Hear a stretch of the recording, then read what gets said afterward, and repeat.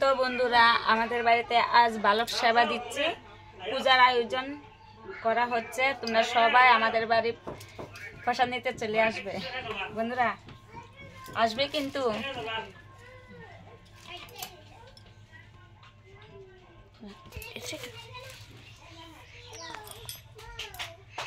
আমি ঠাকুরের জন্য মালা গেছি। বন্ধুরা, আজ আমাদের বাড়িতে বালক সেবা আছে। তো আমাদের বাড়িতে বালক সেবা আছে, তোমরা সবাই প্রসাদ নিতে চলে আসবা। বন্ধুরা এই যে বন্ধুরা, আমি মালা গেঁথেছি ঠাকুরের জন্য। তোমরা দেখো, হয়ে গেছে মালা গেঁথা।